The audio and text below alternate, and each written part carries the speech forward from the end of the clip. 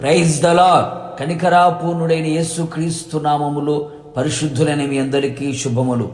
ఈ దినపు యేసయ్య జీవపు మాట 119వ కీర్తన 156వ చరణం. యెహోవా నీ కనికరములు మితిలేనివి. యేసయ్య కనికరము కొరకు కనిపెట్టుకొనుచున్న ఆత్మీయులారా, మన యేసయ్య కనికర పూర్ణుడు.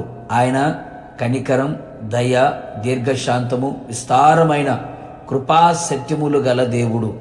ఆయన కనికరం తరతరములుండును. నిన్ను కరుణించవలెనని నీ కొరకు నిలవబడి ఉన్న దేవుడు మన యేసయ్య. ఆయన కనికరము గల దేవుడు గనుక ఆయన నీ చెయ్యి విడువడు. అందరూ విడిచిపెట్టినారు, నా అనుకునేవారే కరువైనారు. ఒంటరిని, అనాథను, దిక్కులేని వారమని అనుకుంటూ ప్రేమానురాగాలకు దూరమై ఆదరణకు ఆమడ దూరం నిలిచి ఉన్నావా? మితిలేని కనికరము గల నా యేసయ్య నిన్ను ఎన్నటికిని ఎప్పటికిని విడిచిపెట్టడు అనే సంగతి మరువకు. అందరి చేత ద్వేషించబడి, దూషించబడి, నిందించబడి, నేరారోపణ చేయబడిన వారిగా, వెలివేయబడిన వారిగా నిలిచి కన్నీళ్లతో కృంగిపోతూ నిరాశ, నిస్పృహ, నిస్సహాయ స్థితిలో నిశ్చేష్టులుగా నిలిచావా? నా యేసయ్య నీకు తోడై ఉండి నీ మీద కనికరపడి నీవు చేయనదంతయు సఫలమగునట్లుగా చెయ్యునుగాక.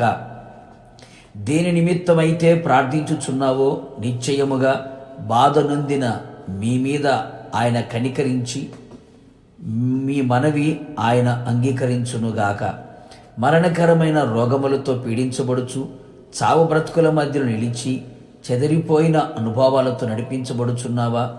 ఏ పరిస్థితులు కన్నీళ్ల మధ్యలో నీ జీవితం నడిపిస్తున్నాయో, సాతాను కార్యాలు నెమ్మది, సంతోషం, సమాధానం లేకుండా చేస్తున్నాయో, నిశ్చయముగా నా యేసయ్య సమృద్ధి అయిన కనికరం మీ ఎడల కనబరిచి సమస్త విధములైన వ్యాధి, బాధ, శాప, నాశనమును, తెగులు నుండి విడిపించి అన్ని విధాలుగా మేలు చేయునుగాక. మనమందరము కనికరింపబడి ఆయన కృపాసనం యొద్దకు చేరెదము. ప్రార్థన. మితిలేని కనికరము గల నా యేసయ్య మీకు స్తోత్రములు. మేము జీవించుచున్నాము అంటే అది మీ కనికరమే.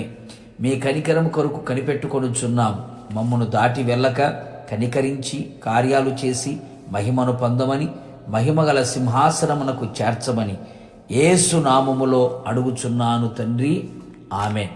నిశ్చయముగా మిమ్మును, మీ కుటుంబ సభ్యులందరినీ ఆయన కనికరించునుగాక. God bless you.